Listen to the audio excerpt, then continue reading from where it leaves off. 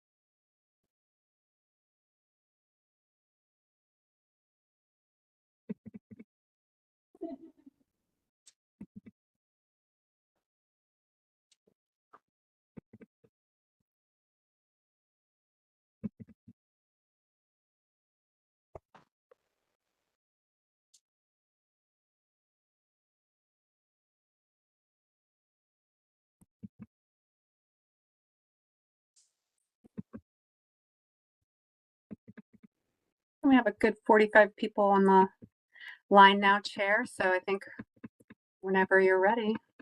All right. Well, good morning and welcome to the March virtual meeting for the Climate, Energy, and Environment Policy Committee. A key focus for the committee today is a draft tree canopy resolution proposing a 50% goal for tree canopy region-wide. We look forward to your input on the draft resolution later in the agenda, but the first piece of committee business is to adopt the meeting summary from CEEPC's November meeting. Motions and seconds can be made verbally or in the chat box. Is there a motion to approve?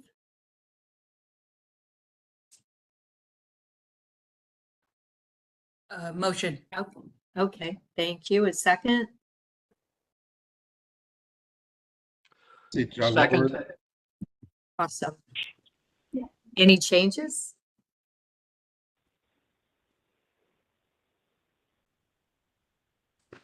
Well, then I'll say it is approved. Thank you. Now we'll move on to committee and member updates. First, we'll get an update on the BIAC committee. Matti Bazzuto, sorry for the name, Vice Chair will provide the update. Good morning and thank you for your time. Good morning, Chair Ivy and CEEPC members. I apologize for not being on video, but I have been having video issues all morning long and it wouldn't look good. Let's just put it that way. So yeah, as Chair Ivy said, my name is Matti Bazzuto and I am from the city of Bowie and I am the 2024 co-vice chair of the BIAC. Along with me, me being the chair, we have co-vice chair, Al Carr from DC, and our chair, Andy Young from Falls Church. I can't even talk today. I apologize. From Falls Church, who couldn't be here this morning, so I will be presenting on his behalf. BIAC had its first meeting this year in February, and we discussed our priorities for the year. As many of you know, BIAC does a great deal of capacity building for its member governments. But as we know, a lot of the jurisdictions are not at the same phase of developing their clean energy and low carbon strategies. For different reasons. It could be size, budgeting, staffing issues. So what we've decided to do is we've outlined our priorities into two different categories: implementation and education. Our first priority is implementation, and we have three topics that we were discussing. The first one was large scale and small municipal scale solar. And as you know, there's a new recent regional 2030 goal of 250,000 rooftops. So we want to look and see what we can do for local and state governments to reach this goal. Our second topic is climate investment planning and clean energy financing. We are going to be looking at the methodologies for capital investment planning for the different municipalities. And finally, we are going to be looking at building energy tracking and reporting. So some of the programs they're going to be looking at is the BEPS, which is the Building Energy Performance Standards. But we're also going to be looking at what other jurisdictions have, such as Arlington's decarbonization tools. And then the other priority that we have is education. So we're going to be looking at electrification and reliability. And as you know, many jurisdictions have a lot of policies and goals in place for electrification. And so how does that relate to reliability? And then the other topic under education is embodied carbon. And that kind of brings me to our February meeting. We had a really great panel discussion on how local government and state governments can meet the challenges of addressing embodied carbon in the built environment. We had two really great panelists, and I apologize if I butcher this person's last name, but her name is Monica Shatwani. And again, I apologize for not being able to pronounce her last name. She's from DPR, and we had Stuart Shell. And they discussed two different policy strategies. One was material-specific embodied carbon, and the other one was whole building life cycle analysis evaluation.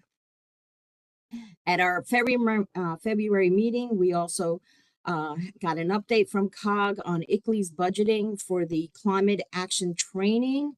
According to them, the training will help local governments better coordinate and connect climate action, budgeting, and purchasing process. COG let us know that they are reaching out to interested jurisdictions, and they are working on a kickoff for that training for this year. And then finally, the BX next meeting is April 18th. And that is all I have for you. And thank you for your time. Well, thank you. Appreciate that. And next from ACPAC, we have Chair Julie Kimmel. Can't hear you though, Julie. Oh, no. Can you hear me That's now? better. Okay. A little louder though would be nice. Okay, sure. Is this better? Yes. Okay. Thank you, Chair Ivy and CEEPC members. I'm Julie Kimmel, the 2024 ACPAC Chair. I was voted in at ACPAC's January 22nd meeting, and I represent Virginia residents. The 2024 Vice Chair is William Washburn, who is a DC resident. We have 6 new members who were approved at the February MWAC Executive Committee meeting. The 6 new members filled 3 seats for DC, 2 for Virginia, and 1 for Maryland, which now gives us a full committee of 18 members. Later, you'll get a staff update about MWAC's new EJ subcommittee. ACPAC has 3 members on this subcommittee. I was appointed along with ACPAC's Vice Chair, Bill Washburn, and member Dr. Jacqueline Norris from Maryland. We're also still hoping to move forward with updating the EJ toolkit. In February, COG staff issued a task order, including a request for a consultant for the EJ toolkit. The toolkit project didn't receive any responses, so COG staff will look at the feasibility of including the toolkit as a task under MWAC's new EJ subcommittee. We will keep you updated on where we land on that. ACPAC had a robust discussion at our March 18th meeting last week. We received updates from COG staff on the CPRG project, the EJ subcommittee, and the regional tree canopy goals, which you're discussing today. The primary focus of the meeting was a discussion on recommendations ACPAC wants to advance to CEEPC and MWAC related to accelerating regional climate, energy, and air quality goals. We have a 3-member subcommittee that will draft ideas for the full committee to review, provide input, and come to a consensus on what is advanced to the policy committees. We hope to have our suggestions finalized and ready by the May 22nd MWAC and CEEPC meetings. Lastly, the Climate and Energy Leadership Awards program kicks off next month on Earth Day. If you have Any climate stewardship projects and programs implemented by governments, NGOs, or educational institutions, please alert COG staff Leah Boggs to send them information about the programs. And ACPAC's next meeting is May 20th, and that's all I have for you today. Thanks. Well, thank you, Julie. Appreciate it. Let's see. Next up is REVD, but I don't see Chair Burke. Is Robert Christopher able to give it, or is Chair Burke here and I just missed you? Chair Burke is not here today. I'll be giving an update. Thank you, Chair Ivy. So we had our first meeting of the year in January at the DC Auto Show. We had our client ICF available to show off some of the work they've been doing. So they provided draft EV ownership projections and a draft mapping tool to help select high priority EV charging sites. And to accompany that, the mapping tool and those projections, a strategy to help implement that is currently under development. And that's all I have for the Revs Working Group update. Okay, thanks.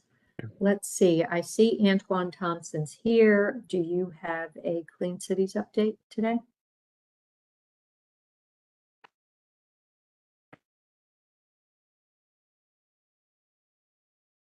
Okay, well, how about, we can go back to that if he unmutes.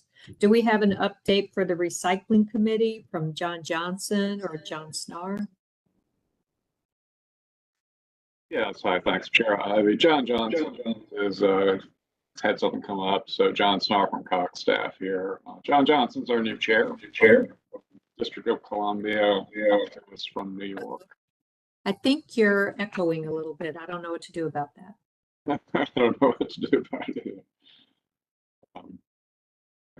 The managers will mute a couple of mics here, but yes, John Johnson's our new chair for the recycling committee. He comes to us from New York City with a lot of experience in multifamily recycling, so we're looking forward to his expertise on the committee as well.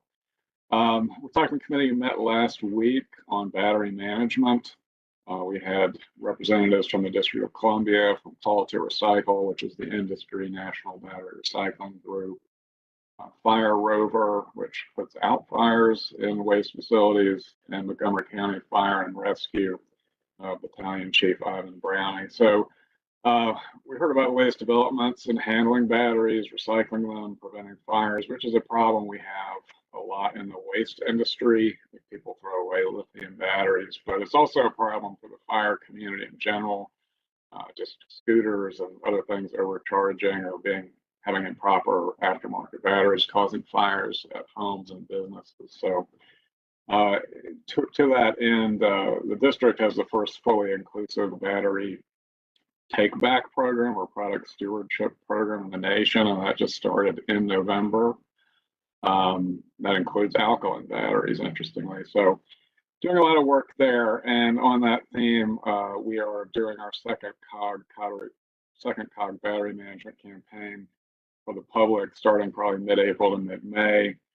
Currently finalizing our materials for that and our sponsors. We'll use broadcast radio, streaming radio, digital web, and paid social media. And we're hoping to stage a press conference like we did last year with Montgomery County Fire, which was really successful for us. Got a lot of good TV media coverage. We lit stuff on fire. It was very exciting. So, you know, an impressive display and a good way to get some free education out there. We're also doing Go Recycle campaign as we do to promote recycling. That'll probably be later in June. Theme on reduce and reuse. Reducing and reusing this year. And lastly, we're looking into some scrap tire management issues that have come up in the region. I think our members are seeing prices for disposal spike dramatically. So we're seeing what we can do collectively to maybe, you know, work on that subject. That's all I have. Okay, great. And Antoine, I see you now. Do you have a Clean Cities update? I do. Good morning. Sorry, I was doing double duty, 2 meetings at the same time. Sorry. And good morning, everyone. Great to be with you all today. Just wanted to share a couple quick things. One is that we are asking all of you to sign the Empower Workplace Pledge. It's a federally funded program. Many of you are already offering EV charging at your workplaces. We have a nice little website.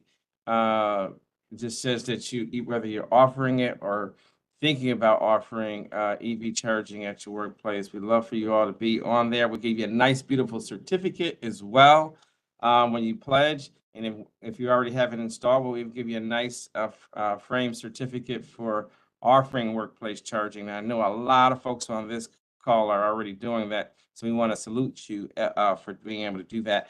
And we'll give you, if you sign the pledge quickly on Earth Day, we'll give you a nice plaque at our Earth Day event as well. So we're going to have for Earth Day, April 22nd, we're going to have a panel in person.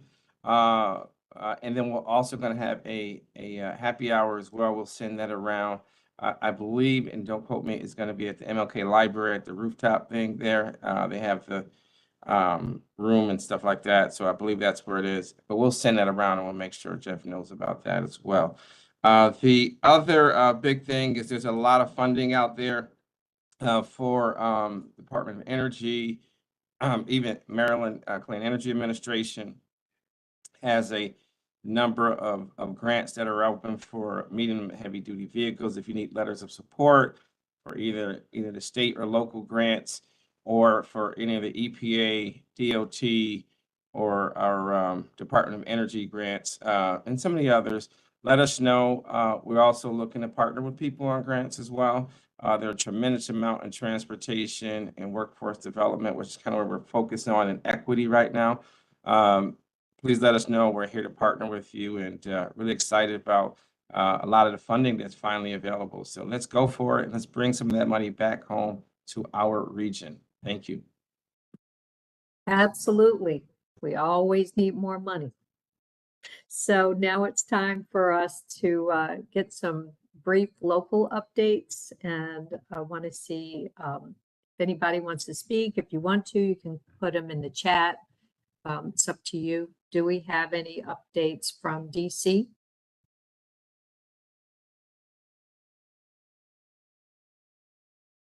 Okay, how about Virginia? Here we go. Fairfax schools. I see a couple of things coming up in the chat. So if anybody can monitor those for me. And Randy Freed has his hand up. Great. Can you, I didn't see you. Go right ahead. Thanks. Randy Freed here from Prince William County. I'm on the CEEPC as a Citizens Climate Lobby representative and NGO, but I'm also on the Prince William County Sustainability Commission. And I guess I wanted to shoot up a flare for our fellow jurisdictions who have data centers. I know everybody has been working on their forecasts for 2030, and I think everybody's been using the basic methodology that COG has very graciously supplied. The flare I want to shoot up is that one of the key elements of that methodology systematically underestimates the future greenhouse gas emissions from data centers. And that specific element is when you lump in data centers with all the other commercial buildings, that understates by potentially a factor of 100 what the emissions are. So we've been sorting through on the Sustainability Commission an attempt to improve our 2030 forecast. And just in broad strokes, it makes a huge difference to try to use some more accurate assumptions. And in our case, it can raise the estimate by on the order of 10 or more million tons per year. In the context of COG's regional goal, which is to try to get to 40 million tons by 2030, an extra 10 million or so is a pretty big deal.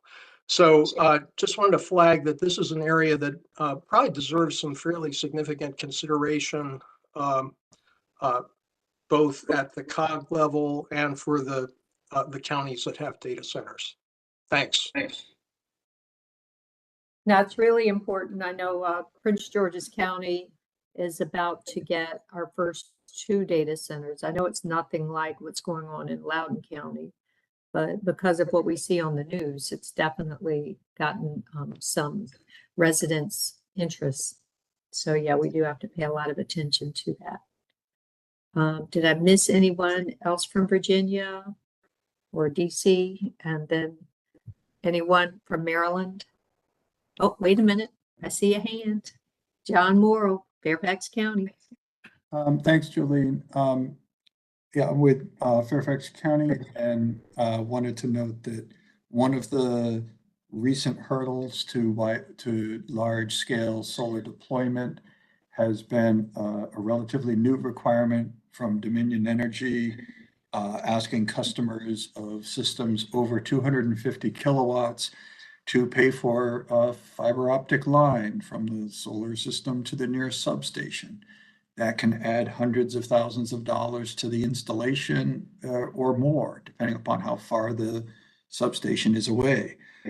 This is an issue that has been, Dominion did this unilaterally, and it's become a case before the State Corporation Commission. They've had work groups and they've invited comments based on work group reports. And the Fairfax Board of Supervisor Chairman McKay sent a letter to the SCC last week, along with over 300 other individuals and organizations on this case during the open comment period. Because the chairman's letter was a board matter at a public meeting, we've since gotten some media interest in this topic and handling media requests. Long story short, and I know that other jurisdictions, Arlington, City of Charlottesville, and the Virginia Energy Purchasing Governmental Association have also commented on this SCC case. So we're looking forward to an SCC decision on this, and hopefully this will prompt some change, or at least a stay or against this requirement while it is studied further by independent analysts. But it's a relatively unique requirement, I believe, by the utility to have the customer pay for this, especially for such small systems. Thank you. Yeah, that does not sound reasonable. Does anybody have any comments on that before I go on? Okay, updates from Maryland. I've got a couple things, but I want to go to other people first. You have Bob Weir's hand up too. Yeah, go ahead, Bob. Thank you, Bob Weir, Prince William County. I'm not so sure that fighting that is a good idea. I will take an opposing position to Fairfax's with respect to making the applicant for the power pay for it, because that's what we have argued for a significant period of time, especially when the millions and often billions of dollars are passed on to the residential and commercial ratepayers, which are all of our constituents. And I'll just leave it at that. Valerie Amore. Yeah, I was just going to say that I actually take the first person's position in that we were trying to put solar on our buildings and it sort of put a pause as to how we now do that. I mean, we have buildings that should be over 250 and we're going, what do we do? Stay at 249, go over, wonder what's going to happen next. And it puts someone, excuse me, like me in a difficult position because we could pay for the design and then find out, oh, well, they're not going to put it in or they are. And then it's hard for me to ask the city to spend money then on design that maybe we don't actually move forward with. So I do not know what to do next. So it's leaving me in a very awkward position. We want to do this and I don't know what that would mean for us. So I definitely think this needs to be addressed.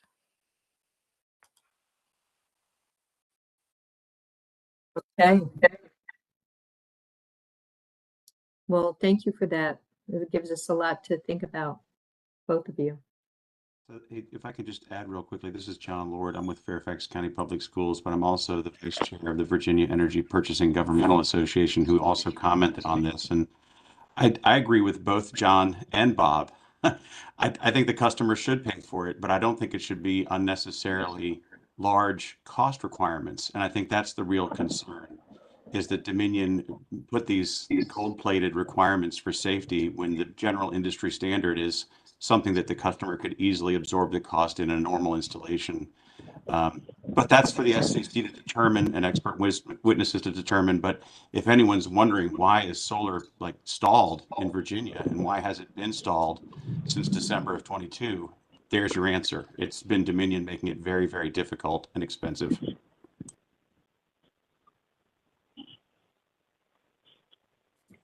Okay, anybody else? Okay, we'll go on to Marilyn now. Chair Ivy, thank you for that. This is John Munger. I'm the director of the Department of Environmental Protection here in Montgomery County. Just wanted to say hello and introduce myself. This is my first meeting of this committee, so happy to be joining this august group and see a lot of familiar faces. I joined the county from the US EPA last year and looking forward to working with this group. I also wanted to recognize my colleague Brian Bohr, who's on the line from DEP, who's going to talk about some partnership opportunities that we're looking for partners on. So hand it over to Brian, and good to see everybody. Thanks, John. So following up on the subject of battery safety, Montgomery County has submitted a concept paper to the DOE Technology Integration Grant Program to create a training hub for first responders on battery fires and battery safety. And the way that we pitched it was to create a mid-Atlantic training hub where we would invite colleagues from all over the region in Maryland and Virginia and beyond to come to the Montgomery County Fire and Rescue Training Academy and potentially look for other satellite campuses in other jurisdictions, but create a place where we can have state-of-the-art training on first responders, safety for electric vehicle fires and beyond. And so we expect to hear next week whether we're invited to apply, but assuming that we are, we would love to find other partners in the region that we can collaborate on this opportunity. So if you're interested in hearing more or working on it together, definitely please let me know, and we can follow up and get in touch and take it from there. Okay, Cindy has something to add. I just have a question. Would that be only for fire or also for police? In Tacoma Park, as many people know, we have a local police department and a county fire department. So it takes both to do something. So I'm just throwing that out as part of your concept.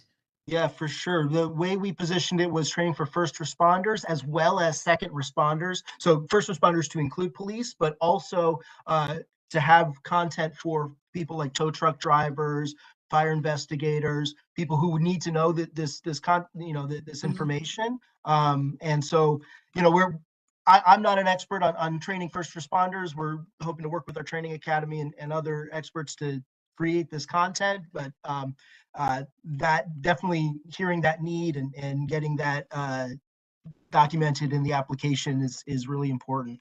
So Brian, that if you get the next round, please let me or our sustainability manager know, and we might want to partner up on that. Thank you. Fantastic. Thanks. Okay, thank you for that. Anybody else? I've got a couple of things from Prince George's County. One thing that I think is pretty cool is there is an oximeter meter effort to get people to participate who live close to a particular area that has a lot of concrete batching plants, that kind of thing in the area. And they want to monitor people and see what their oxygen levels are. So people have to commit to a year, and oximeters are free I think if you had to buy one, it's like $40. So, but it's a great way to kind of check, see where people are, get a baseline, and have some information to maybe use for zoning decisions. So I think that's pretty cool. And that's through the, let me see, do you know Jacoby Wilson's group? He's the one who's leading that. We're also having a litter blitz, which is pretty typical for Earth Day. Trying to get up a bunch of the tires, which are a big problem. The National Park Service got 4,000 tires from 295. I mean, it's crazy. That's been a real problem for us. So I just wanted to mention that. I don't know if anybody else has anything more for Maryland before we go on. Shannon Moore, Frederick County Go Government. Mm-hmm. First of all, we have an interest in Brian's application to the DOE about the batteries. We've been working on that internally. I can pass information on to our fire chief. We do have a public safety training facility. There's also a FEMA training facility in Frederick County and Emmitsburg. So I don't know if that's something that the feds would want to participate in as well, but they might. So we'll reach out to you on that. We also have good news about our Homeland Security appropriation. As many of you know, Homeland Security finally passed its appropriations this past weekend.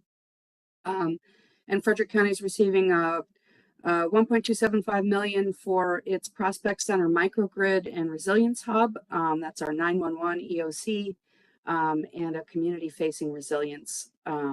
And so we're moving into design and construction on that one after finishing our feasibility assessment. So that one's really exciting. We are about to launch a couple of things. One, a community-wide climate and energy action plan. We have an internal operations one. And we are also about to launch a solar siting study. There's been, many of you know, a lot of hot issues in solar, particularly in this past legislative term, about various things having to do with solar siting and land use. So we'd like to evaluate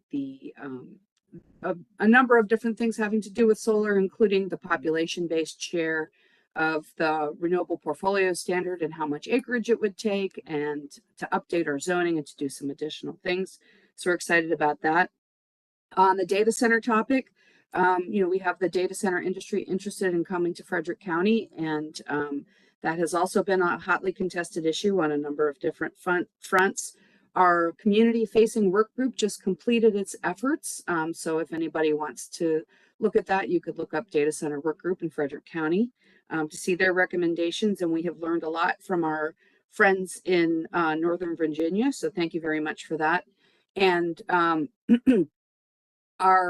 we recently submitted a grant application out of our office with the Maryland Clean Energy Center and the Maryland Tech Council, as well as American Microgrid Solutions, to evaluate the data center backup energy issue, look at alternatives, and to try to create a clean path forward for clean energy for that. Thank you. Thank you. Any more before I go to COG staff? I see Beth Groth from Charles County. Yes, thank you, Chair Ivy and Jeff. So good morning, everybody. Just a quick update. We've been working with COG on our climate action planning process. We've been working on the government operations side. And so we've been learning a lot through the departments, but also hearing a lot of good things that are already being done towards working towards a cleaner future. So that's always good news, and seems like a good willingness from our department staff to also investigate and implement new strategies moving forward. So it's been a very good process so far, and we're hoping to jump into our community-wide planning process very soon. So just wanted to provide that update. Thank you. Thank you. Let's see, Cindy, your hand is still up. I don't know if it's because you had something else to say. I did have something else to say on data centers. Those of you who are in Maryland may already know that in the state legislative session, there's a bill on data centers, which is which is supported by the governor and which is moving. And there is an attempt to attach some efficiency provisions to the bill. So those of you who mentioned data centers, you might want to look into that, because whatever information you have could be very useful to the folks who are setting up. So I don't know who's the lead, but one of the leads is Delegate Lord Charkoudian for our district here in Tacoma Park. Charkoudian. So if that helps anybody. Because that one's moving pretty fast. It would be nice if it had some energy efficiency provisions in it. Thank you. I'm sorry, I have a quick update from the city of Tacoma Park as well. Hi, Cindy, if that's okay. Yeah, good morning. Dory Estrada, city of Tacoma Park. Just really quickly, and I apologize if this is already mentioned. I had to join a couple of minutes late. We are a partner for the Healthy Homes Fair that's coming up on April 6th. This is, I think, a pretty big deal for our region. It's being coordinated by Electrify DC. I think the folks there are doing an excellent job, but it's the first sort of electrification oriented fair for our region. It'll be pretty comprehensive. It's at the DC Armory. The morning is for contractors and professionals, and the afternoon is for the general public. I think it's been described as kind of like a IKEA for electrification. So we've been pushing our residents as well as kind of anyone we talk to attend this. And I would just encourage everyone here to do the same. It's not so often that people have a chance to kind of see, touch, and feel the technology, talk about incentives with folks, and just really, kind of experience it for themselves. So we'll have a booth there, and I would just, encourage you all to share that with your residents far and wide to get them to go. And then the second thing I wanted to mention is that we recently hosted a solar information session, and thanks to the folks at Montgomery County DEP, Larissa was also with us, which she did a great job. We found that was actually really, really helpful for residents. So we pulled in information on both the Capital Area Solar Switch campaign for homeowners who are seeking rooftop solar, as well as community solar through Neighborhood Sun, and just got some really good feedback on this being very useful for residents to kind of cut through the noise and better help them understand their options for solar and its affordability across different income levels and for renters and homeowners. So I know that Montgomery County and Solar Switch are kind of pairing up to have more events like that across Montgomery County, but Solar Switch in particular applies for our whole region, and I just found them to be really excellent to work with. And we're in fact kind of joining on their information campaign to send out some mailers just to really help move the needle for this for folks, given the incentives that are out there. And just again, want to give the feedback that having that in-person information session was super helpful, and we got a lot of positive feedback. So thanks so much. Oh, that's great. I see that Jeff put a link in the chat for Electrify DC events, so you can look up more there. So thanks for that, Jeff. You're welcome. Jeff, are you ready to take it away? Yeah, sure. And I think there's 2 updates listed, but I think Maya, you had a quick one and I'm not sure if Leah wanted to mention something on that award. So maybe you guys could just hammer through those really quickly, and then I'll try to do mine. I see we're kind of coming up on time, so. Yeah, sure. I can jump in here. Maddie had mentioned on the BIAC update about the climate aligned budgeting cohort. And so I just wanted to expand on that a little bit. We actually brought a presentation to you all last year from ICLEI, who runs these cohorts for local governments across the country on climate and sustainability. And you all expressed interest in this climate aligned budgeting cohort. And so we followed up with BIAC last year, which generated some additional interest. And then we're really moving forward on launching that this year. And we had a presentation at BIAC last month that went over some more of the details of this cohort. It's basically, typically 8 to 10 teams of local governments. Local governments have 3 to 5 people on a team, and you go through 8 virtual training sessions together on how it's sort of the climate energy staff along with your budgeting and finance staff working together to be able to incorporate actions from your climate plans into your budget for the next upcoming budget. And so this is a training that we're going to launch later this spring. And we have a call this afternoon at 1 o'clock. If anybody wants to join, let me know. It's just a open Q&A with ICLEI and those who are running, planning on running the session. And we will be sending out like an online form in the next probably couple weeks for official team signups. COG is covering the cost of the teams up to 8 teams. So we're hoping that we can get a full cohort. We'll be covering the fees for the teams to participate, and we look forward to engaging with you on it. So again, let me know if you're interested in the 1 o'clock call today, and do expect an email in the coming weeks for official sign up for that. Thank you. And Madam Chair, I'll just jump in here, Leah Boggs with COG staff. I'll add a couple more things to what Chair Julie Kimmel of ACPAC said about the Climate and Energy Leadership Awards. As mentioned, it's an award program, Climate Award Stewardship Program. It's in its 10th year. It started in, I think, 2014, right, Maya? And it's recognizing climate stewardship programs done by and projects done by the NGOs, government, state, local, and federal government institutions, as well as educational institutions. It starts April 22nd, Earth Day, to June 30th. So we're hoping to get a great amount of, or a good amount of projects again this year. Last year we got upwards of 20 to 25 interested projects and programs. We hope to get that many this year. We give one award for each of the 3 categories.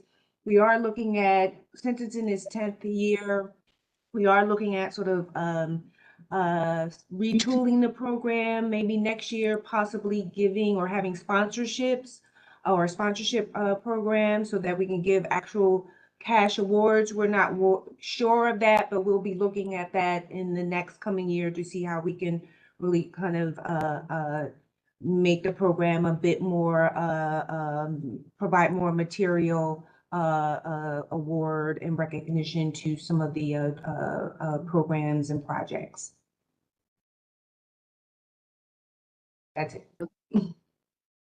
Any other updates? Thanks, Maya. Thanks, Leah. So yeah, quickly, 2 things. CPRG, Climate Pollution Reduction Grant Program. We've briefed you on this in the past, but some key updates. And so those of you who are new to CEEPC, the CPRG program, the EPA Climate Pollution Reduction Grant Program, is a dual program. It has formula funding to do planning level, or to develop plans, priority climate action plan, and a comprehensive climate action plan. We received a planning grant through the DC government to run a planning exercise for the entire metropolitan statistical area. So it includes all of the COG region plus some counties to our south and to our west. The number one, and we started this around October, so a really incredible effort between October and February to get all the work done for the planning, the initial planning grant. So on March 1st, the priority climate action plan was due. We got that submitted. So someone, I think, is putting the links to these plans in the chat. So if you're interested, you can take a look there. Interesting thing about this, I mentioned it's a dual program. So there's the formula grants for the plans. There's also a very large implementation grant portion of this that's competitive. And in order to be allowed to compete for funding, you have to have the measures, the actions in the plan. So there's a ton of work went into thinking about what kind of actions do we want to pursue funding for. So got that PCAP in, it's covering the main interest of our region. And so the implementation grant is due April 1st. So since March 2nd, we've been scrambling like crazy to get a competitive application into EPA and hopefully secure some funding for the region. Interesting, we've landed on 2 different proposal concepts. One is just the COG region, so Maryland, DC, Virginia, focused on residential sector items, so residential efficiency, residential solar, as well as electric vehicle fleet purchases. So not the infrastructure, the actual cars.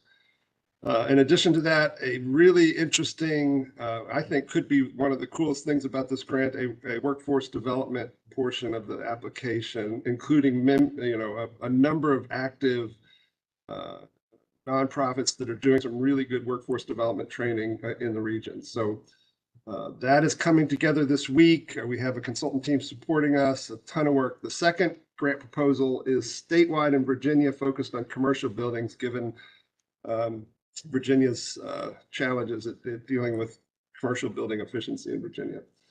So that's my quick update on CPRG. The other quick update is the Environmental Justice Subcommittee. This is a subcommittee under MWAC, the Metropolitan Washington Air Quality Committee. It has funding. We're hiring a consultant to get support for that. That it's been about a year in development. It's taken quite a bit of effort to get where we are now. The membership has been established. I think next step is staff are going to be working with the members, particularly the key elected officials, to find a good time for a kickoff meeting. So that's coming soon. So that's all I have, Chair Ivy. Thank you. Thank you. And Jeff, thank you for your help on that. You all been doing a great job. You make it sound like it's been relatively smooth, and I know it hasn't always been. So really appreciate your commitment. And thank you so much. Next, we're going to have Maya Davis is going to give us some information that's really directed at the new members, but it's a good refresher for all of us. Thanks, Maya. Great. Thank you, Chair Ivy. Next slide, please.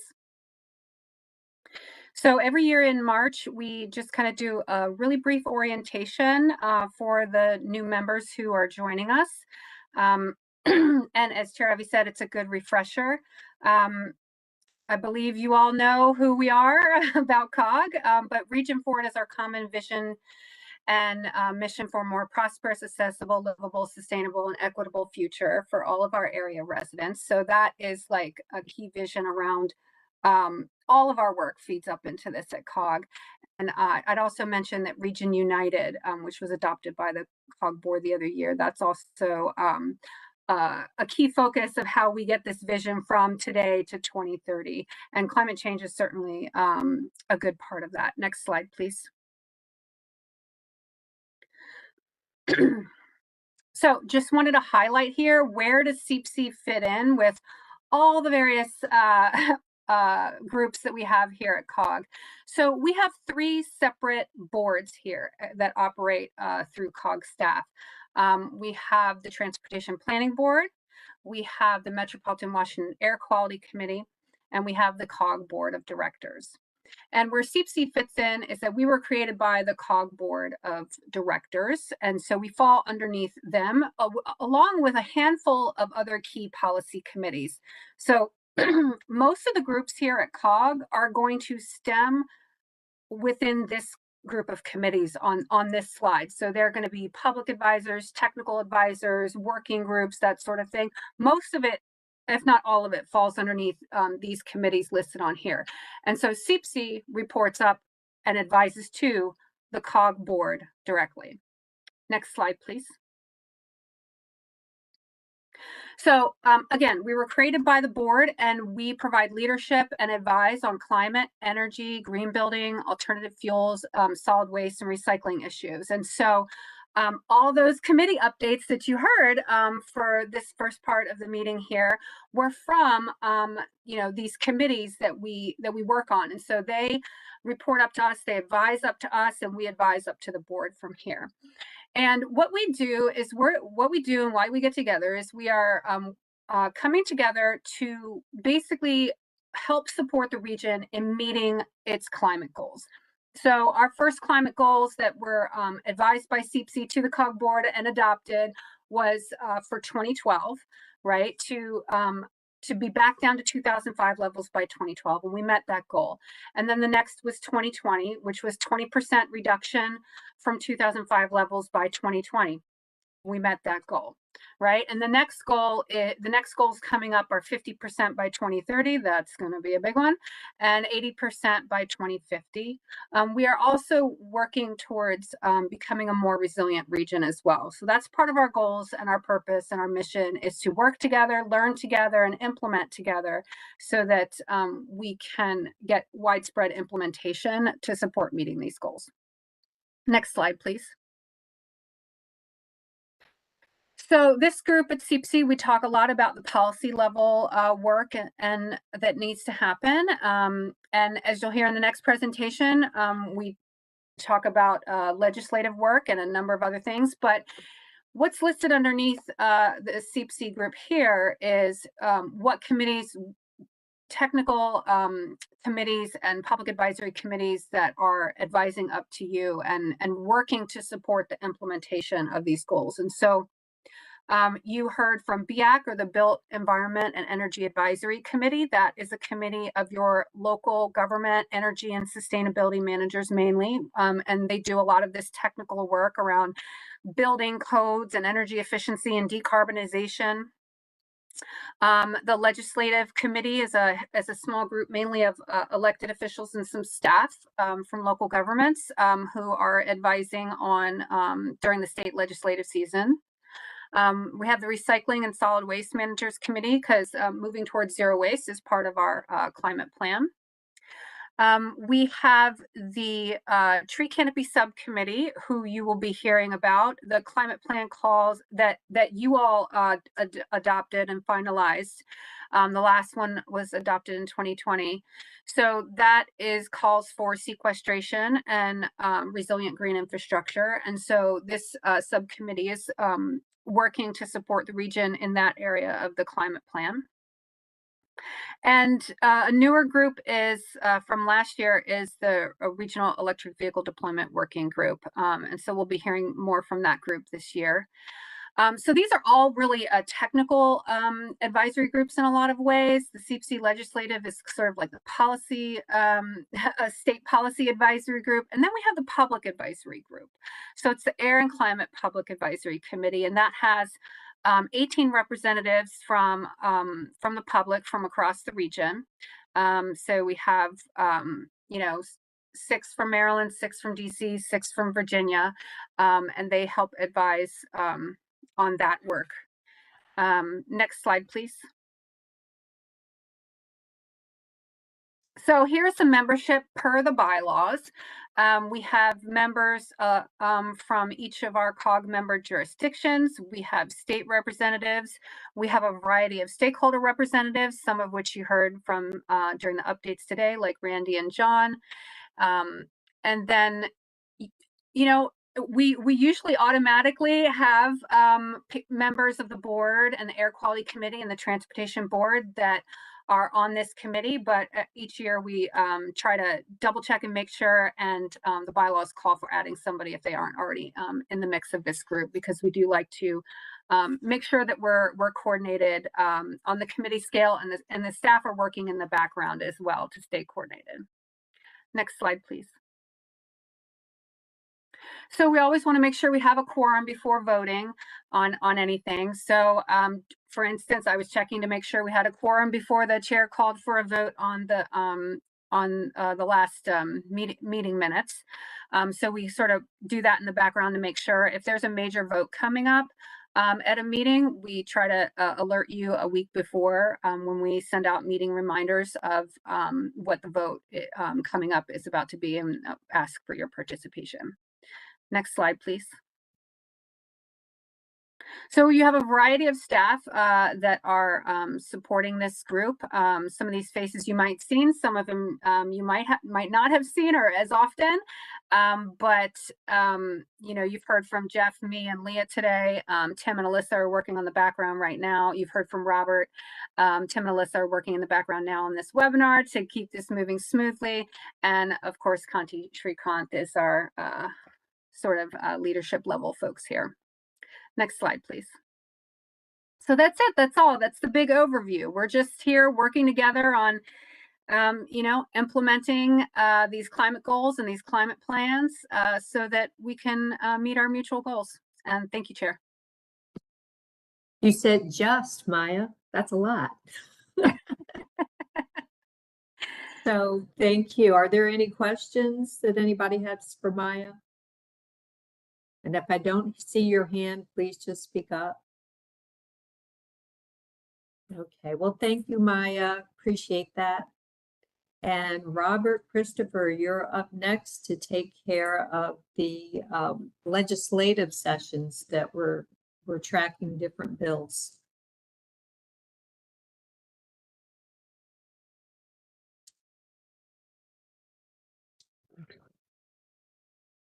Can everyone hear me? Yes. Okay, great. So as Maya just talked about, part of what we do here is some legislative tracking under the CEEPC Legislative Committee. Next slide, please. So our CEEPC Legislative Committee is a small group of CEEPC members who periodically meet with staff to review legislative initiatives in the district, Maryland, and Virginia. We track bills during the legislative sessions that fall within COG's resiliency and air quality protection legislative priorities, which and an updated tracker is sent out to committee members at the end of each week, and calls are held as needed to determine specific bills to send comment letters on, either in support of or opposition to bills moving through the various legislatures. The committee primarily runs from January through April, as it's the legislative session for Virginia, Maryland, and DC. Next slide, please. As mentioned on the last slide, the tracking that we do deals with the climate resiliency and air quality protection portion of the COG legislative priorities, which in this case are to support policies to meet the region's climate goals, support multi-sector actions to reduce greenhouse gases, ensure sustainable, secure energy access for all, support aggressive state renewable portfolio standards, expand clean energy innovation, technology, and finance, support aggressive energy efficiency goals, enhance incentives and financing mechanisms for resilient infrastructure, and to support policies that preserve and protect regional air quality and public health. Next slide, please. Just a bit of details about the legislative sessions this year. Virginia's session and Maryland both convened on January 10th. Crossover for Virginia was February 13th, and their session adjourned on March 9th. Maryland just had crossover on March 18th, and their adjournment will be on April 8th. And DC is currently in the middle of a 2-year session, which began last year and will end this year. Next slide, please. So here's a few of the bills that we sent letters on to the Virginia legislature. We sent a bill for HB 338, which is a bill that sought to add site assessments for water usage, carbon emissions, and agricultural impacts for new data centers. It was continued until 2025, so it did not make it out of to a vote in the House. Senate Bill 729, the Virginia Climate Innovation Authority. This was a bill to create a Virginia Clean Energy Innovation Bank to help finance clean energy projects throughout the state. It passed both the House and the Senate, but has not made its way to the governor's desk yet. And then HB 199, Virginia Brownfield and Coal Mine Renewable Energy Grant Fund and Program. This is a bill designed to remove the prohibition on allocating state funds to clean up brownfields and coal mines without matching federal dollars. This bill has passed both chambers and has been approved by the governor. And there were a couple of bills that we would have sent letters in opposition to, which were aimed at rolling back the low and zero emissions vehicle program, but none of those made it far enough to necessitate letters of opposition. Next slide, please. So here's a few of the bills that we have tracked and have written letters for in Maryland. SB 1023 in Maryland Building Performance Standards. This is a bill that would require new buildings to meet all of their water, space, heating demands without the use of fossil fuels, as well as imposing energy conservation requirements and an electric and solar ready standard. This bill did not make it out of the Senate. I'm sure that it will probably reappear in some form next year, but we don't know at this point. HB 864, this is a bill to require each electric gas company and the Department of Housing and Community Development to develop plans for energy efficiency, conservation, and greenhouse gas emissions reduction targets. It has passed the House, and there was a hearing on the 21st of March in the Senate, but we have not received an update as to the result of that hearing. Also, Senate Bill 960, the MCEC Climate Technology Founders Fund, is a bill to establish within the Clean Energy Center a fund for renewable energy and sustainability nonprofit funding for projects. It has passed the Senate and is awaiting a hearing in the House. Next slide, please. We've also looked at Senate Bill 169, which is the establishing the Green and Renewable Energy for Nonprofit Organizations Loan Program. And this is similar to the climate technology bill on the last slide, but specifically focused at nonprofit organizations. And then also HB 397, the Warmth Act, which would require a development of pilot thermal energy networking systems, which has passed the House and is also awaiting a Senate hearing for us to submit a comment letter on. Next slide, please. Here's a couple of bills that we've been tracking in DC. The electric vehicle infrastructure bill. There's not been a lot of movement on either of these, except for there was a hearing finally held for this environmental justice bill in DC. And that's all the movement. It's been a pretty slow process on the DC side of things this year. Next slide, please. Here's mine and Tim's contact information if you have any further questions about the process. Thank you. Thank you so much. Anybody here have a question right now for Robert on any of the bills? Okay. Well, thank you so much. We will move on to the Regional Tree Canopy Group. It's a subcommittee to CEEPC. And next on the agenda, we're going to hear from leaders on the subcommittee, some of the work that this group has been focused on, and provide input on a resolution going to the COG board that calls for a 50% regional tree canopy goal. So Jeff? Thank you so much. Good morning, everyone. Really happy we're ahead of schedule because we have a lot to cover, and I know some of our speakers would are definitely going to appreciate the time and not having to rush through this. And so with me today, we have the chair of our Regional Tree Canopy Subcommittee, Chair Michael Knapp with Montgomery County, formerly with Fairfax County. So good to have Michael with us. Been working on this for quite some time. Brian LeCouture, our COG Urban Forester, here at COG for 30 odd years now, and doing great work, great legacy of good work on urban forestry. Also, Gary Allen. Gary and I actually kicked some of this work off way back in 2006, associated with our Metropolitan Washington Air Quality Committee work for the ozone and fine particle SIPs. So we'll cover a little bit of that, but Gary's really happy he's here with us today. He's also the former mayor of Bowie. So, and Mark Biscano, a real leader in trees, executive director of Casey Trees here in the District of Columbia. So next slide. And we're going to do a little bit of tag team here today. So I'll be kicking it off, a little background on the committee. We're going to go through kind of the contents of some of the work that was done as part of the tree canopy conservation report that's under development with the subcommittee and really forms the basis for our recommendations today. Get into the canopy goals that we're advancing for consideration here. We'll also, I think it's important, take a pause and kind of work through some regional, local leadership, state level leadership, and success stories to kind of help inform the feasibility of meeting some of these goals and targets that we're discussing today, and then ultimately land on recap of the recommendation and then seeking your input on the draft resolution that we're hoping to take to the COG board, or we're planning to take to the COG board in April. With us today, we invited former Fairfax County Supervisor Penny Gross, who is real instrumental in a lot of this work over the years, and glad she could join us today. And so next slide.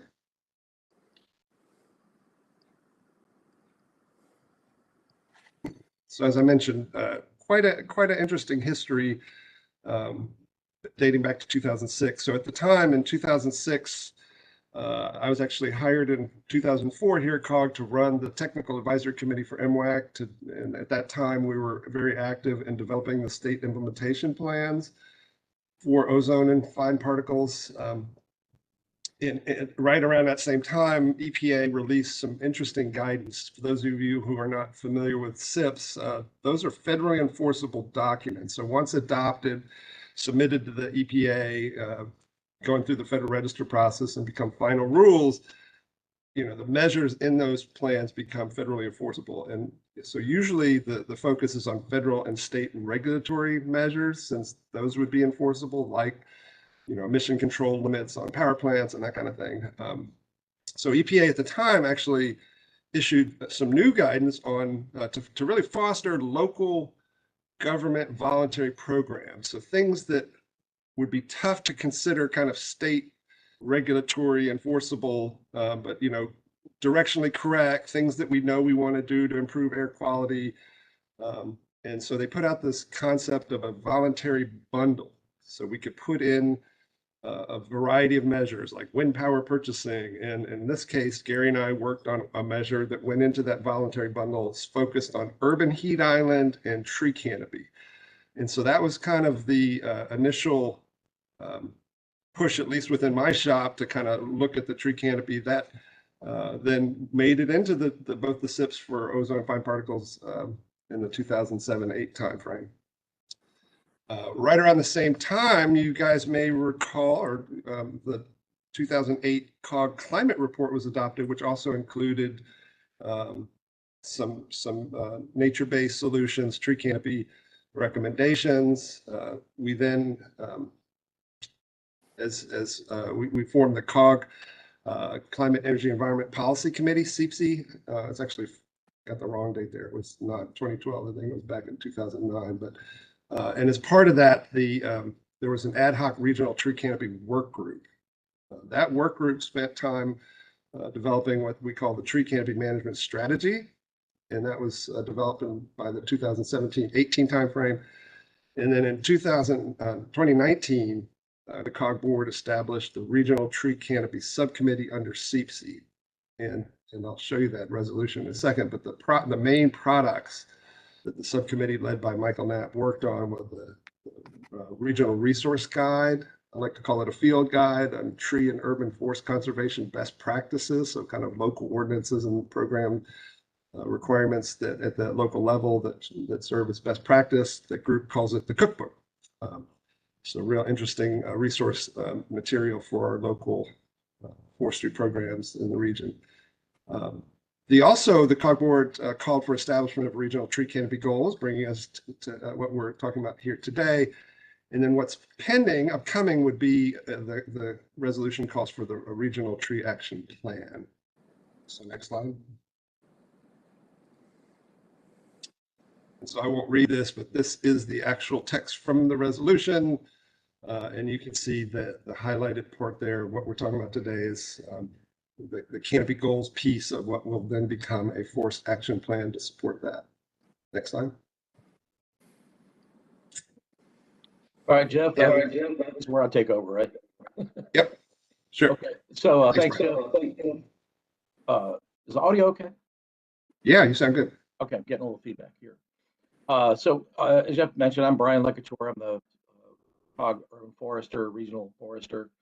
On staff, the liaison for the Regional Tree Canopy Subcommittee under CEEPC.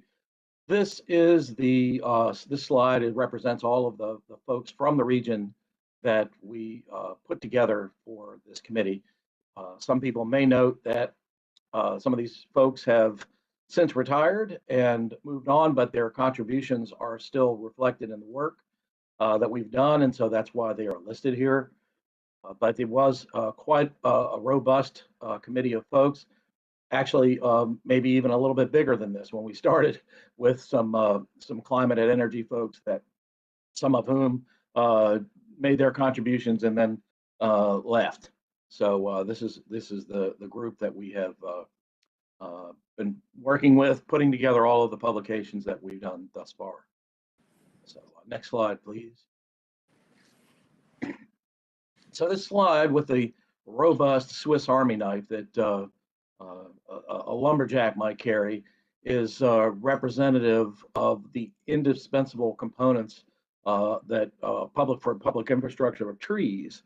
The just looking at just a few of these, you will see, the Swiss Army knife helps with air quality, urban heat island effect, water quality, stormwater retention, things like that. And it just here to demonstrate how valuable trees are as a part of our infrastructure, green and gray infrastructure through our fabric of our region, from highly urbanized all the way up to the suburban and exurban areas. And who's next? Next slide. Okay, this is where I take over. All right, Michael. And hopefully everybody can hear me. Okay, good. Yep. Good morning, Chair Ivy and CEEPC members. Again, my name is Mike Knapp. I'm currently employed at the Montgomery County Department of Permitting Services, where I'm an urban forester. I also chair the Regional Tree Canopy Subcommittee, which of course reports to your committee. I will be presenting an overview of the content and recommendations contained in our draft report, which is entitled Conserving Trees and Forests in Metropolitan Washington. The draft is being finalized by COG's communications staff, and we've heard that it soon will be ready for digital or distribution in digital format. The report contains 3 parts. Part 1 is entitled The Case for Conserving Trees and Forests in the Metropolitan Washington Region. This presents 10 incentives to build and maintain strong conservation programs. Why collaborative management of our tree and forests is needed in addition to local efforts, and recent tree canopy gain loss trends for the region, which I'm also going to be presenting in our slides. Part 2 is called Tree Canopy Goals for the Metropolitan Region. It will recommend 3 tiers of canopy goals, including an overarching goal for the entire region, a set of intermediate goals for different densities of human population and levels of urbanization, and then a set of, I believe it's 18 smaller scale goals that are intended to be applied to general categories of land use. We've also included a set of metrics that local governments and the region can use to monitor the success of these goals and the sustainability of our tree and forest resources. Part 3 is entitled Identifying the Right Level of Tree Canopy for Your Community. It presents processes and tools. I believe it's actually 10 steps that COG jurisdictions can use to identify achievable canopy goals while balancing a wide range of socioeconomic, environmental, and ecological concerns. So for clarification, the term tree canopy in the report, as it's used in the report, basically covers 4 classes of land cover associated with forests, woodlands, and individual trees. So this is also, it's incorporating everything basically that involves trees, both trees and forests, and isolated trees in urban areas. As you can see, based on recent Chesapeake Bay program land use land cover data, the current tree canopy coverage for the COG membership area is estimated at 49.6%. This is in the middle of the 40 to 60% urban tree canopy range that's estimated to be obtainable by the U.S. Forest Service in states that have significant amounts of forest cover to begin with. The regional tree canopy losses between 2014 and 2018 it equates to an average of 43 4,383 acres a year. And that's a significant amount during a 4-year period. It's over 17,000 acres. If that trend line were to continue, the loss would equate to approximately 120,000 acres of canopy by the year 2050. Next slide, please.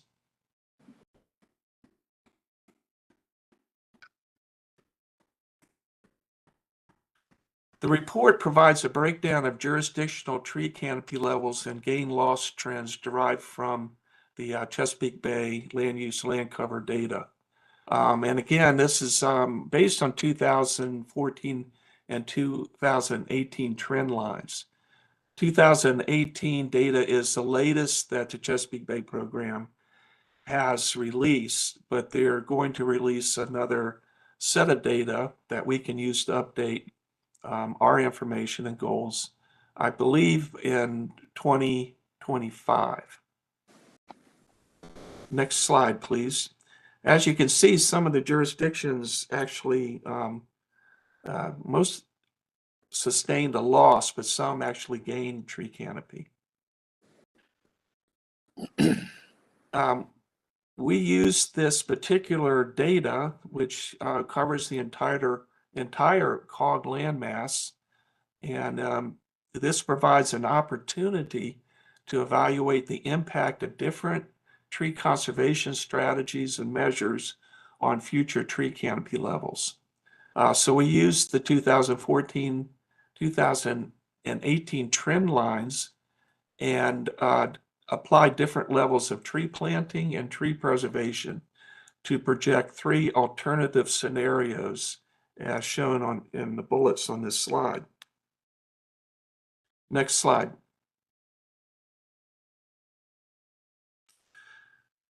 This one shows the trend lines for those 3 different scenarios. Scenario A plots a continuation of the 2014 and 18 trend line. In other words, if we just kept up our current level of practices and losses, it indicates that the regional tree canopy level would be less than 45% by the year 2050.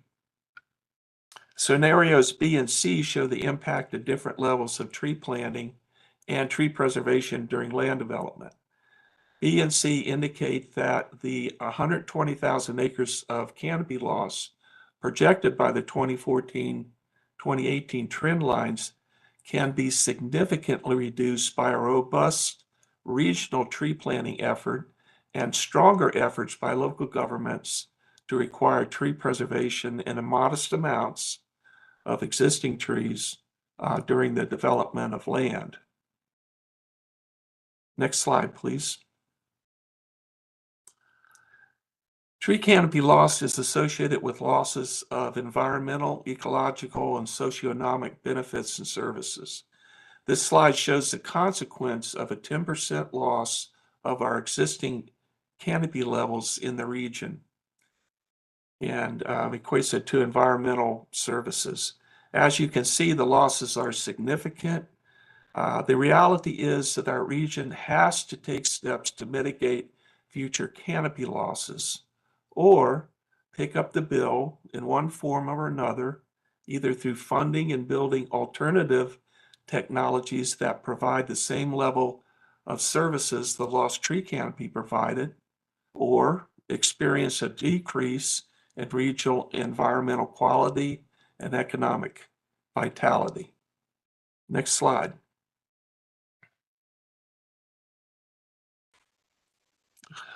This slide provides a summary of the tree canopy goal recommendations provided in our draft report. I believe Gary's going to go over the overarching canopy in a little bit more detail during his presentation. But again, there's an overarching goal of 50%. The time covered during that canopy goal is present day until 2050. There's also intermediate goals based on population density and urbanization, and smaller scale target goals for general land use categories. It's our impression that we're the first group in the country to develop this type of guidance for local jurisdictions to follow during local land use decisions, and also in setting tree canopy goals at the local level. The smaller scale target goals, number 2 and 3, reflect a take care of the pennies and the dollars will take care of themselves approach to achieving and sustaining the regional goal.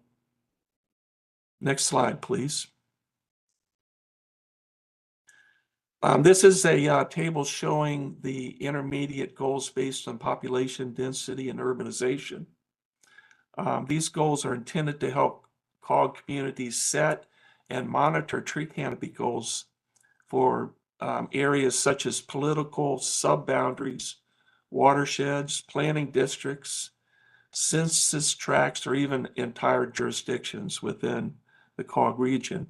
The recommended range of tree canopy listed in the far right column is closely tied to actual canopy levels associated with different densities of human population and degrees of urbanization detected in the Chesapeake Bay Program 2022 land use land cover data. Actually, it was the 2018. It's been retitled 2022. The population densities were derived from 2018 federal census data. These goals are not based on mature these goals are based on mature canopy levels at 40 years after land development has taken place. So they're not immediate goals after land development. It's kind of an ongoing thing. And in our GIS studies, we picked up on mature canopy levels within these different types of areas described under the land use description. Next slide, please. This is the last set of recommendations, and basically at a smaller scale. These are target goals for general land use categories. This section identifies the average level of tree canopy associated with 18 general classes of land use located within the COG region based on 2017 to 2018 actuals.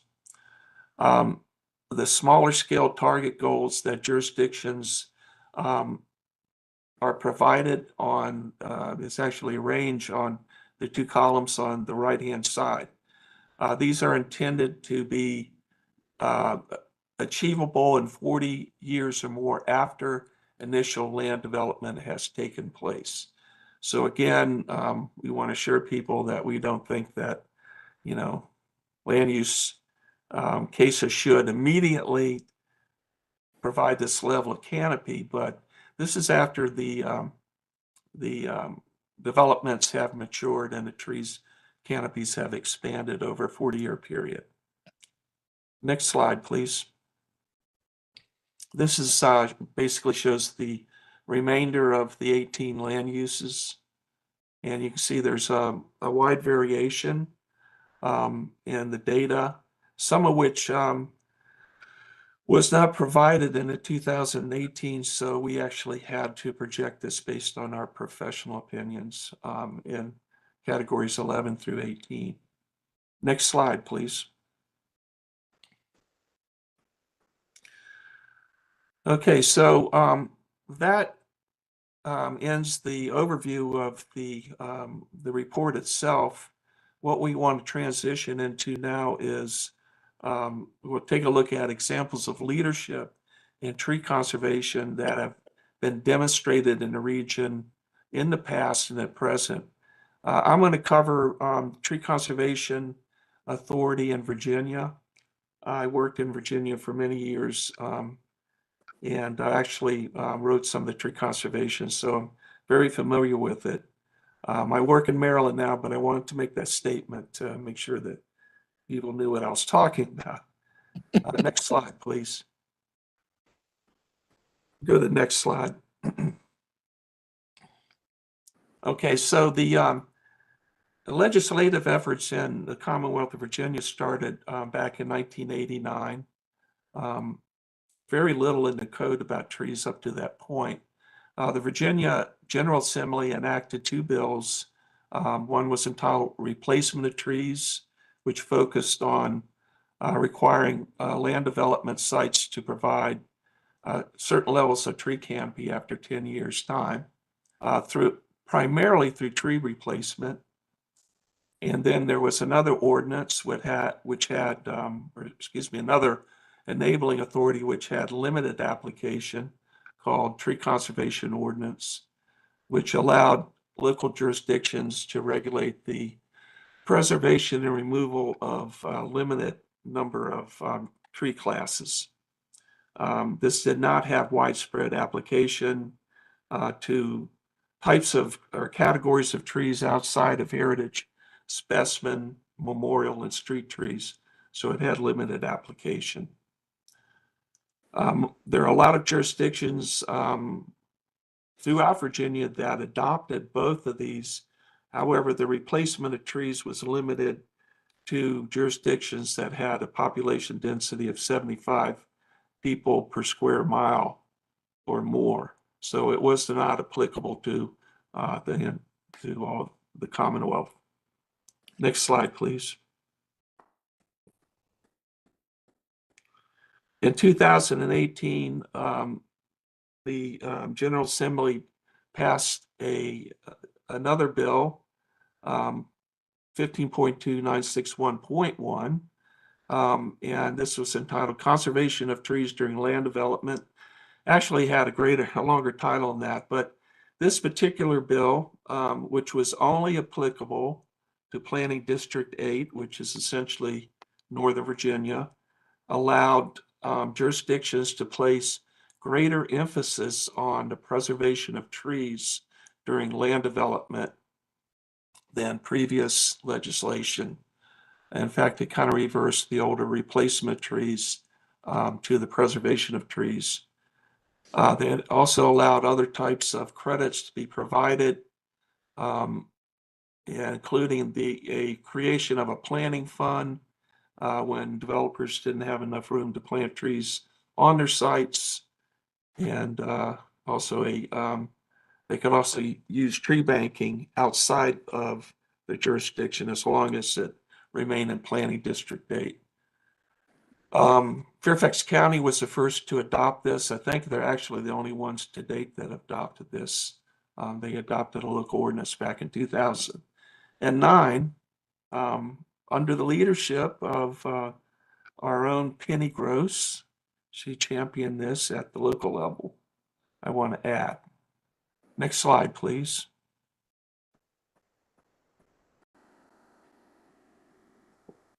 So there's two bills currently that have been passed at the General Assembly, and they've been passed by both the Senate and the House of Delegates, but they're waiting signature by the Virginia governor. I think he has a week to take some type of action on it. Well, it's actually till April 8th. House Bill 1529 basically allows the replacement of trees, which is 15.2961, to be applicable to all jurisdictions of Virginia. In other words, to no longer have to have 75 people or more per square mile for it to be adopted by that jurisdiction. House Bill 1100 basically expands provisions of the Tree Conservation Enabling Authority, which places greater emphasis on tree preservation during land development. And again, they're awaiting the governor's action deadline by April 8th. So that's a real quick summary of the Virginia legislative efforts and leadership that they've shown in the past.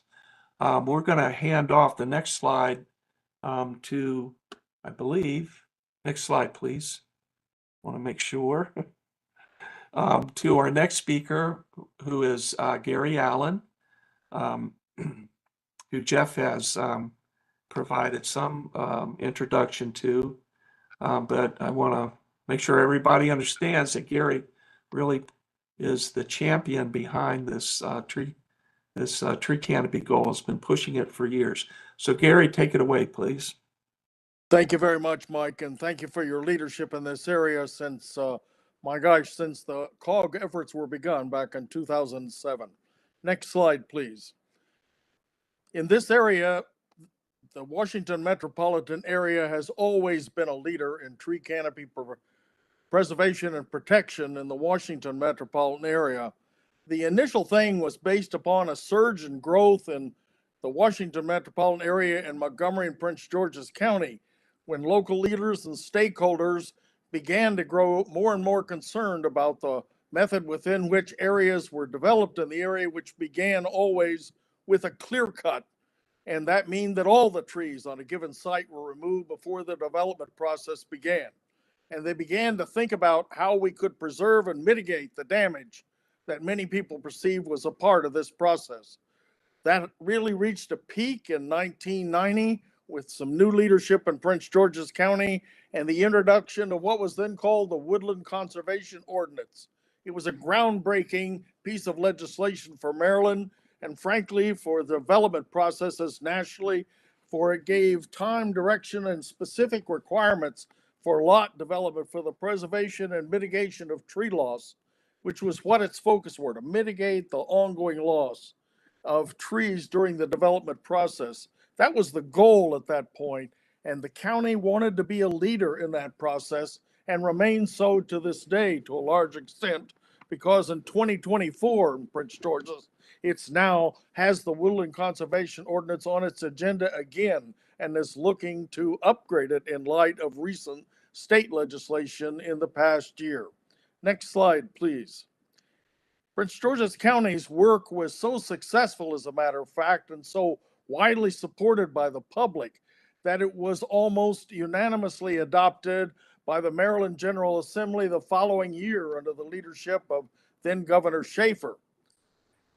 We looked at what was the State Forest Conservation Act and took the model that had been developed here in Prince George's County, where I live today, and was at that time an elected official, and applied it to the entire state, looking at how each developer could define and delineate tree stand mitigation efforts by looking at priority forest efforts on lot development and looking at various ways in which a developer could mitigate loss through either on-site mitigation or mitigation in the watershed in light of the Chesapeake Bay program, or some fee in lieu applications if those options were not immediately available and applicable to the particular site for various types of environmental or economic reasons. Next slide, please. This work continued under the Forest Conservation Act for the next 35 years. But what we began to find is that our goals in tree preservation and protection began to change, and our ideas began to be changing in light of climate change and disparate impact and other types of new factors that began to shape our thinking. So we were concerned not merely about mitigating loss, but looking at how forests themselves were contributing to an ongoing set of public benefits that we wanted to preserve and protect. Obviously, for the previous 30 years, we've been looking at how to clean up the Chesapeake Bay, and it became very clear that the number one strategy and the cheapest, easiest, and most long-lasting strategy on the Chesapeake Bay in Maryland was to look at the preservation and protection of tree canopy. The Sustainable Forestry Act in 2009 therefore declared it as the state's policy that the preservation and protection of trees in the critical areas around watersheds to control stormwater was the number one priority that the state wanted to highlight in protecting trees and their preservation in the future. Our thinking continued to evolve over the next several years as we continued to experience unmitigated loss in this area. We had gone in the 1990s to over losing 1,000 acres a month here in Maryland, and we've dropped it down to around 800 or so. But frankly, stakeholders and leaders began to look at it and say, you know what we really need is a new goal in this area. And so in 2013, the state amended the Forest Conservation Act to adopt a goal of no net loss, the attempt to preserve the existing cover as it was in total across the landscape, even if it could not be preserved on specific parcels as a part of the development process. But we wanted to push the development community and other stakeholders to help mitigate it on the broad landscape perspective of the entire state. Next slide, please. In response to climate change and greenhouse reductions, ongoing from 2013 to 20, we began to look at what the options were available. Obviously, climate became an even greater concern to many people as we began to experience more and more economic loss and flood damage and air quality changes in the region. And so we adopted a Tree Solutions Act now as a part of our climate policy, where we would not only mitigate it on the development process, but we would intentionally add additional trees to the Maryland landscape. And so we had the Tree Solutions Now Act, which committed the state, broadly speaking, to add 5 million additional trees between when it was passed in 21 and 2030 over the next decade, with a specific and heavy emphasis on the areas where population was concentrated, and we had seen disproportionate impact on air quality and health consequences of the absence of trees in the area. And so Maryland not only made the goal, it actually appropriated $15 million a year to achieve this, with 10 million of it focused on these underserved and disproportionately impacted areas, where the remainder is on the large and landscaped urban areas where private forest landowners had additional planting opportunities across the landscape. Next slide, please. What that led to is that we needed to revisit the original 1990 legislation.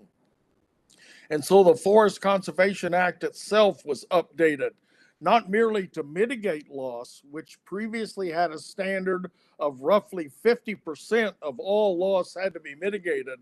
So it was upgraded to 100% mitigation. And the new tools that were made available in the updated law are only now being examined and updated through the actions of each county's look at its own forest conservation practices and its implementation. So our chairman, I'm sure,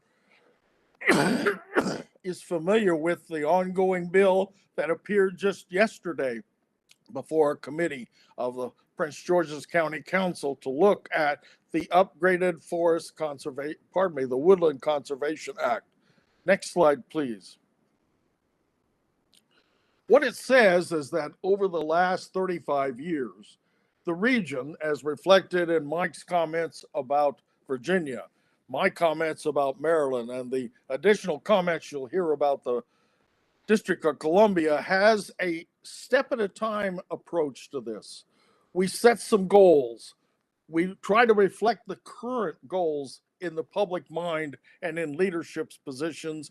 We provide ongoing technical assistance to show how those goals can be achieved over time in light of the economic objectives of a region. And that ensures that we're going forward to preserve the quality of life that all of our residents desire in this area. The goal that Mike has articulated for a 50% region-wide canopy goal is consistent with the existing tree canopy in the area right now. It's consistent with the region forward. It's a unique opportunity for a multi-state national jurisdiction to look at these options. And finally, the committee has frequently reflected that in no small way, it's a way for our nation's capital to set a standard that will resonate, we think, throughout the entire nation in the years ahead. let me turn it over to the District of Columbia and Casey Trees and Mark Piscano to talk about how the districts approach this same process. Mark? Thanks for that, Gary. Yeah, I'm going to be given kind of an amalgam between what Gary and Mike spoke about. I could go back 40, 50 years, but I'm going to start in the year 1999 for the district. And of course, the district's a little bit different than, Prince George's and Montgomery County.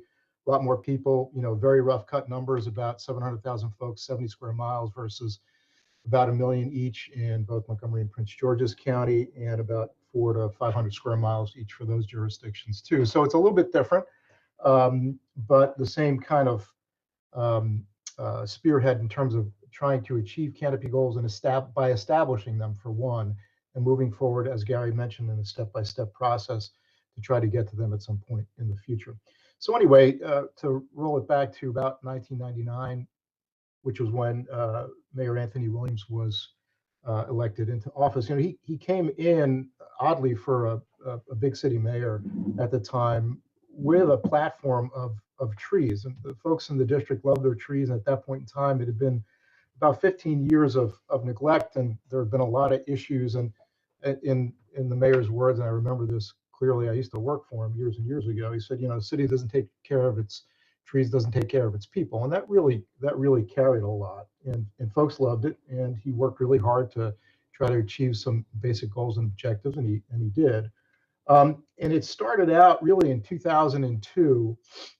And Casey Tree started out in 2000, and in about 2002, the Urban Forest Preservation Act was passed. And it was really the first stake in the sand, while Mayor Williams and his Department of Transportation Director at the time, Dan Tangerlini, were really working to try to refund the Urban Forestry Division. At the time was called the Tree and Landscape Division, changed its name. The Urban Forest Preservation Act came onto the scene. And unlike some of our larger neighbors that really focus in on tree preservation in the development process, this law really pretty much covered everything, meaning if you wanted to remove a tree on your property that was 18 inches in diameter and greater, about 57 inches in circumference, even if you were not developing, that tree was considered, let's say, protected with a small p. You could still remove it. You had to pay a fine or a fee. If the tree was hazardous or falling apart, et cetera, and so forth, you didn't have to pay that permit fee. But if it was a healthy tree, you did have to pay one. And the idea was to take those dollars for that fee, put it into a tree fund, which would then be used to replant those trees to regain that canopy that was lost. Essentially, it's a pay-to-play law that continues on to this day. Now, there have been many, many subsequent changes to that law.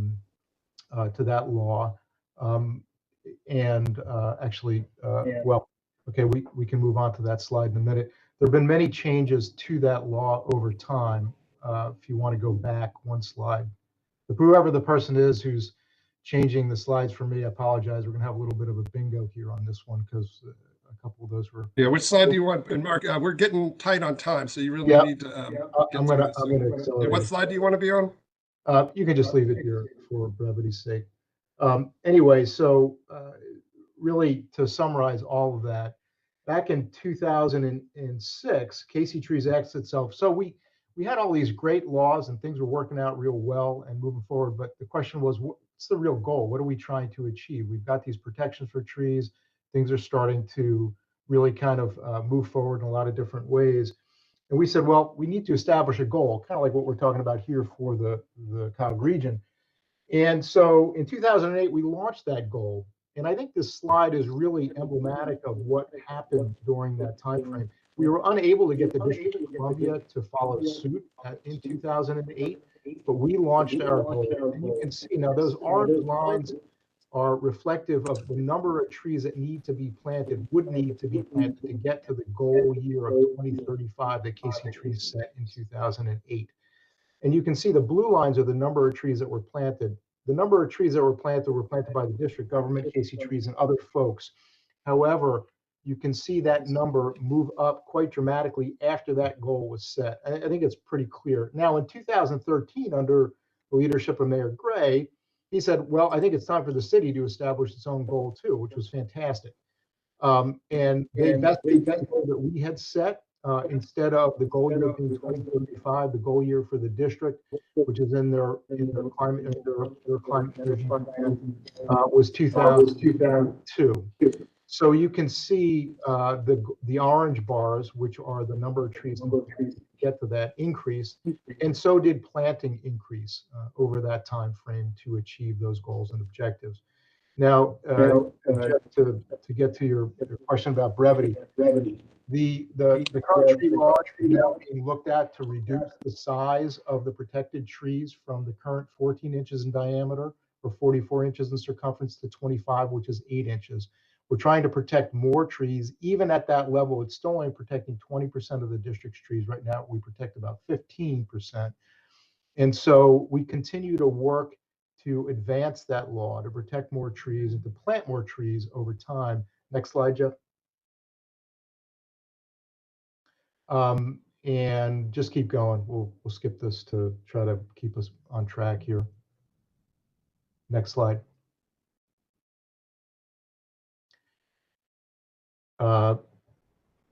It looks like we've got a lot of different changes here. Next slide, please, Jeff. There you go. So the overall results, I think, are pretty clear here. And I'll just, you can read that for yourself, but I'll just focus this on the final bar there. 4 administrations in 20 plus years either maintained or increased tree canopy budgets. We have a goal set for the district, which has really been pretty transformative. Street tree stocking, which is another indicator of if a jurisdiction has really stepped up, is at about 95%, which is pretty crazy. That's very unusual across the country. In fact, I think that's probably the best in the United States right now. Anyway, there has been a lot of work been done on this, and through, I would say encouragement at the DIC level in a number of different ways, we've been able to continue to move forward with that goal. And I hope we're able to do the same thing at the COG region as well. Anyway, that's what I got. Thanks for your attention. Thank you, Mark. And so I'm going to fly through these slides because I want to turn it back to Chair Ivy to engage with the group. But I think a couple key takeaways from what you just heard. A lot of technical work has gone into this. We're building on quite a legacy of leadership. We did take this to the Chesapeake Bay Policy Committee. We took it to the planning directors. We had a mini workshop with elected officials from CEEPC before we took it to Chess Bay and planning directors, and have kind of full support and from those groups. And today we're really some of the key takeaways would be establishing our leadership on setting tree canopy goals would be welcome. I think it's important. But perhaps more importantly, one thing I don't know if it was clear in all the presentations, we now have a remarkably better tool to track our tree canopy. The fact that the Chesapeake Bay folks have now given us 2 distinct sets of data for the entire Chesapeake Bay watershed, particularly and we can really zero in on our metropolitan area. We have a remarkable handle on what's going on with tree canopy, and that's going to continue to be updated over time. So I think one of the key messages is we want to get a commitment to kind of continue to look at that tree canopy progress and actions over time. So what we want to do now to wrap it up is just share with you the resolution, the draft resolution that we're planning to take to the COG board in April.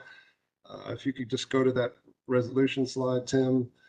And we're just seeking your input on anything you'd like to add, tweak, change, and certainly we'd like your support because we're expecting support with the COG board on this. So appreciate Gary, Mike, and Mark for your leadership on this, and Brian for all your great work as well. So can you go to the last slide, Tim or Melissa?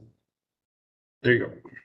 And so in your package, I think we posted the full resolution. So there's a bunch of whereas clauses, but here's the actual final resolution. So Chair Ivy, I'll turn it back over to you to see if there's any discussion on this. And I don't think we're looking for a vote here.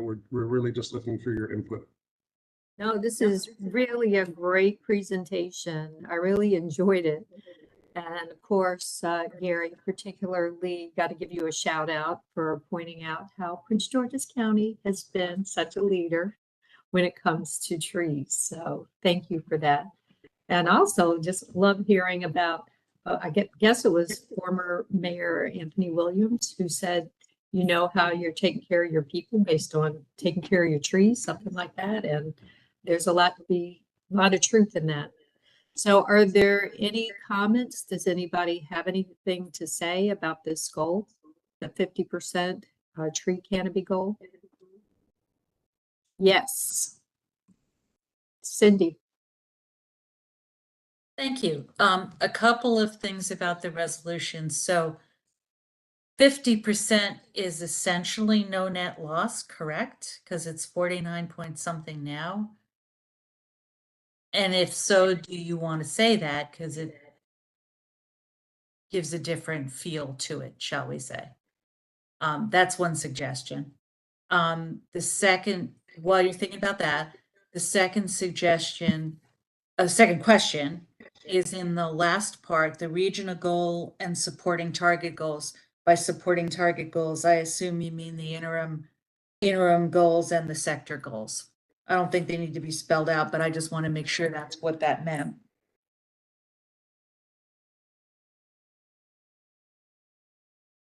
Comment from the presenters? Mike or Brian, did you want to speak to that? I'll speak to the first suggestion about the no net loss. We intentionally did not use that term. Oh, okay. And for the following reasons, and we can talk more offline if you like, but essentially we've observed a knee-jerk reaction by developers to anything that's called no net loss. So we didn't want to necessarily, invoke an immediate response because sometimes that industry reacts without actually engaging and understanding what's being proposed. Secondly, and Jeff and we probably put him in a bad spot because we took more time we were supposed to, but this is supposed to introduce a process by which we're reevaluating the canopy recommendation goals every 5 years. So that no net loss may not hold up depending on circumstances in the future. So we decided just to go with the straight numerical recommendations. So again, we could talk offline if you want to. No, that makes sense to me. I just wanted to raise it, and I think this is great. Thank you. Yeah, I would think too, though, that given the amount of development that is happening and will continue to happen, especially with the number of people who are moving to the region and the amount of housing we have to produce, that our Maryland governor is pushing us to build a lot more housing in the state of Maryland. So if you're building a lot more, but not losing trees, that is actually a gain. It just depends on how you look at it. Does anybody else have anything they want to say? Yes, I have my hand up. I do. Sorry, I just can't see it. Go for it, That's okay. Valerie. Okay, this is, I'll make it brief because I know it's getting late, but just as a comment, we keep using the word average. And I know that this would be difficult and developers definitely would fight against this. But when you say average, it doesn't actually deal with places that have a high heat index. So you could have 20% in one place and 70% in another place, and that you got the average, but you haven't addressed a really critical underlying condition that is being worse for all of our urban centers, needs to be addressed. And so I'm hoping in future ones that we don't use the word average and start to think about it per project per site.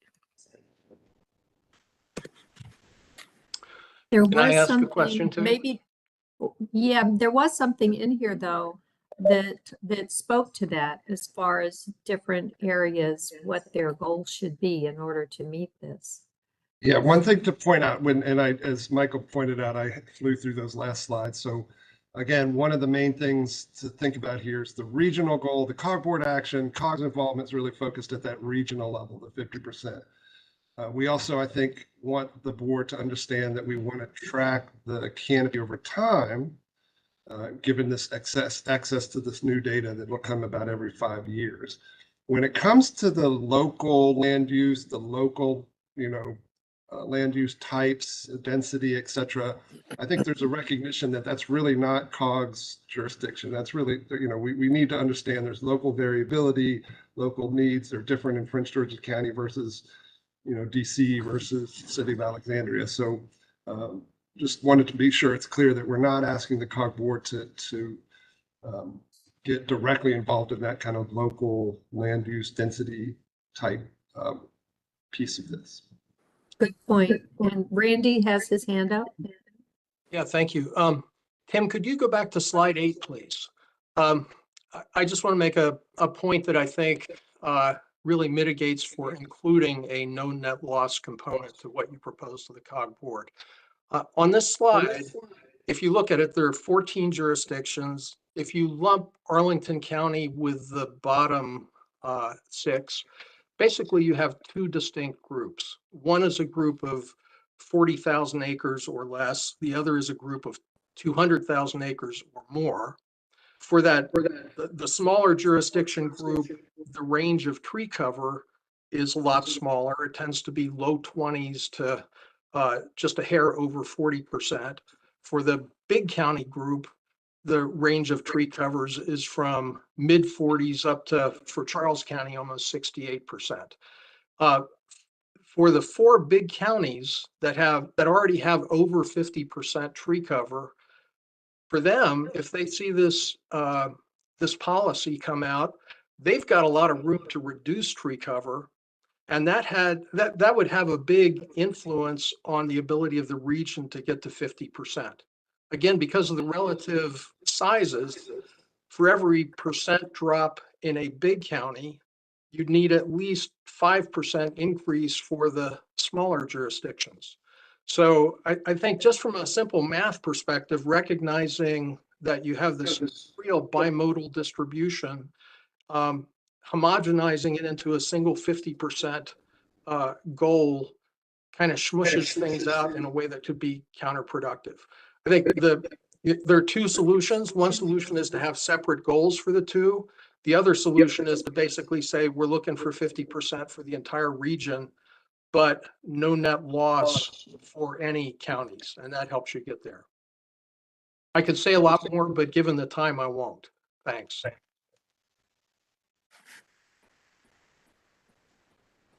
Yeah.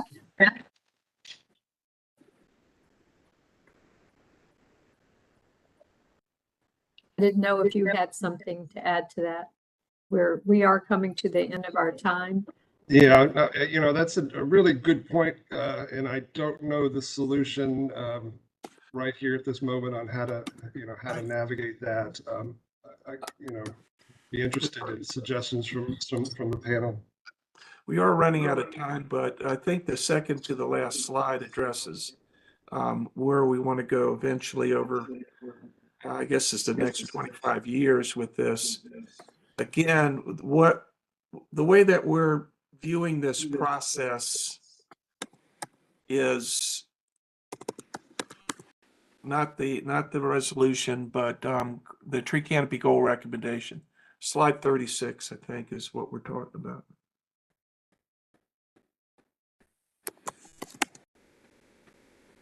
No, go up. Try 35, please. Sorry about it. Okay, so again, what we're trying to do is to set an initial canopy goal that's based on trend lines that we've observed from the Chesapeake Bay data. Certainly over the period in between 2025 and 2050, that 25-year period, there are a lot of potential influences to tree canopy levels, not just land, not just removal from land use, but we don't know what the effects of climate change is going to have on our canopy and the type of stresses that it could bring with onto different species, such as different temperature ranges, different moisture regimes, etc. These things are very difficult to predict.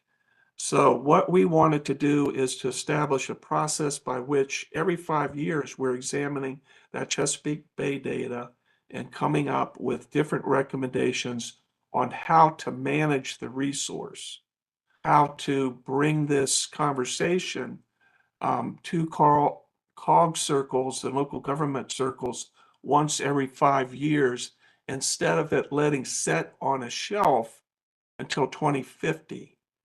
So we view the process that we're trying to get the COG board to and CEEPC to bless here as being actually more important than actually setting percentages of tree canopy.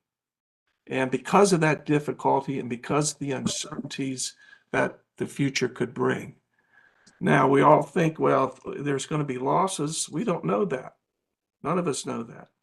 If you had to guess, you probably would think so, but there may be future opportunities to expand the tree canopy beyond 50%. So again, I don't want to be tied to this no net loss. Again, because of the type of reaction that we get from people that we need to eventually ally ourselves with, i.e. the development community and others. And also we want to make sure that we're concentrating on looking at the management of the resource and getting this conversation into circles every 5 years. So I'll get off my soapbox, but again, that's the way we review this particular effort. Yeah. So Chair Ivey, I see two different opportunities. One, I think the COG board might be receptive to some of these conversations. I think we'll probably need to offline talk with the subcommittee about the no net loss again. But it's definitely a good point. The other point I see raised in the chat, which I think we could probably weave into the resolution language fairly easy, is something on equity. So those are two takeaways in terms of asking you for input. We've heard, how do you address these counties that have above 50%? What about this no net loss concept? And what can we do to add equity to the conversation? So at least at the staff level, that's what we've heard as some input today from the committee. Valerie? No, I was just saying, thank you, Jeff. I wasn't adding anything else. Thank you, Jeff, very much. Okay. Well, thank you all. I really appreciate it. That looks like you're either there or very close to being there. So maybe next time. And in any event, our next CEEPC meeting will be Wednesday, May 22nd at 10 a.m. Thank you so much for participating today. Is there a motion to adjourn? Well, I'll make the motion. Is there a second? I second it. We are adjourned. Thank you so much. See you next time. Thank you, Chair Ivey. Thank you, everybody. Thank you, Jeff. You're welcome.